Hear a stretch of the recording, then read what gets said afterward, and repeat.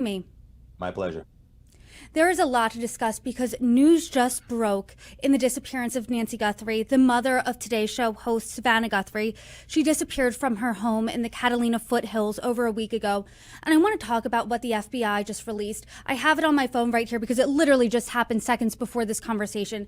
The FBI released some surveillance footage of what appears to be from a door cam, and it's of a masked man that they say is armed at the door of Nancy Guthrie. He has a mask on, he has gloves, he has a backpack. It looks like he's holding wires, perhaps, that appear to be that Ring camera. I mean, talk to us about these images. What are you seeing right now?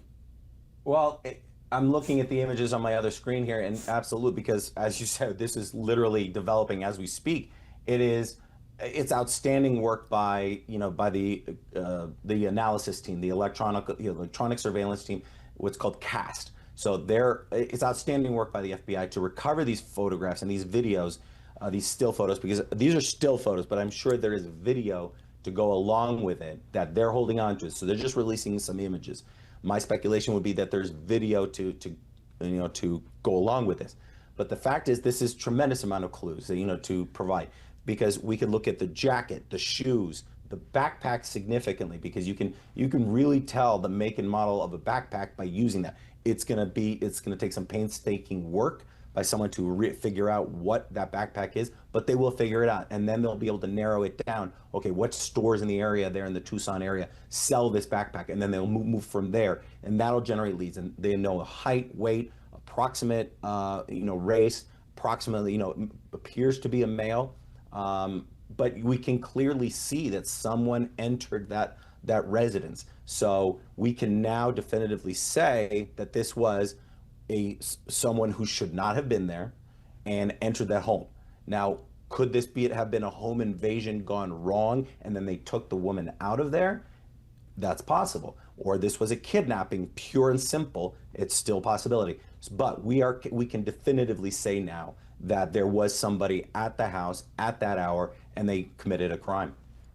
How big of a break was this? Because I was going to first ask you about the FBI statement on Monday. Obviously, this seems to change everything, but this is what the FBI said Monday.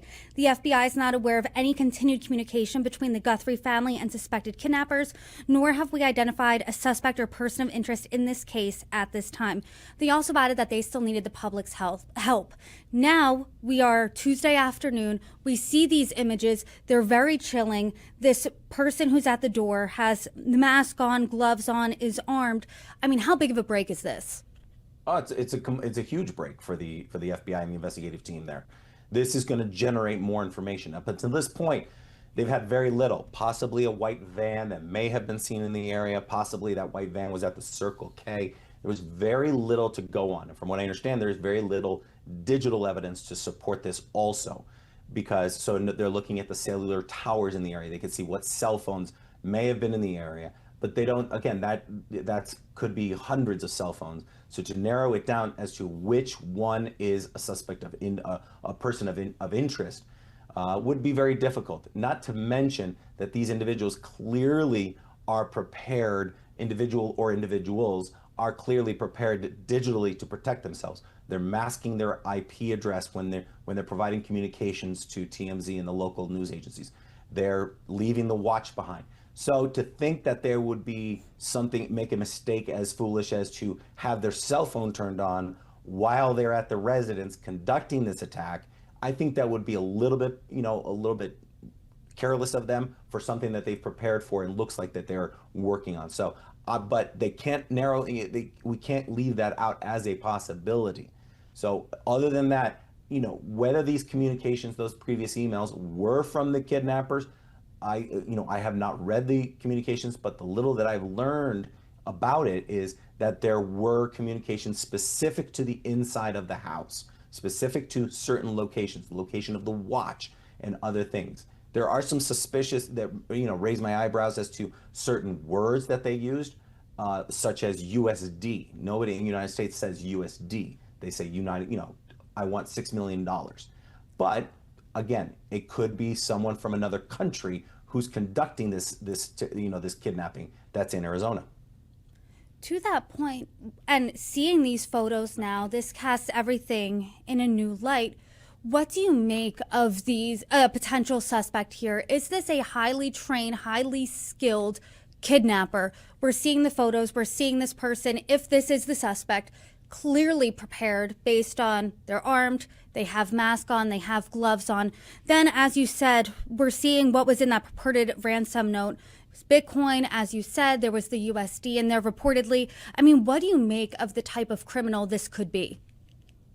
Well, I would look at this as, I wouldn't say amateur hour, but it's to that point, is kidnapping an 84-year-old woman who's on medication is not a good decision. It's not a wise. So are these experienced kidnappers? No, I would gander to say they are not experienced kidnappers, because you don't kidnap an 84-year-old woman who has a limited time to conduct. If you wanted to really have negotiations and you really wanted to have a kidnap for ransom, you would typically kidnap someone who's much younger, 40s, 30s, or children, who then would be able to survive days, weeks, possibly months. So I find it very difficult to believe that these are experienced kidnappers.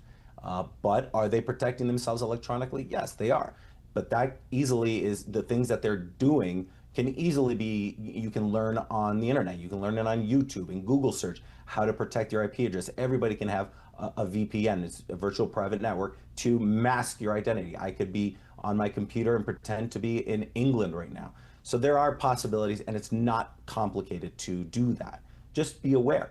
I think that these individuals, and I've said this before today, I think these individuals are in their 30s. They grew up in the technology world today and learning some of these things, the VPN, protecting, leaving the watch behind, which tracks you.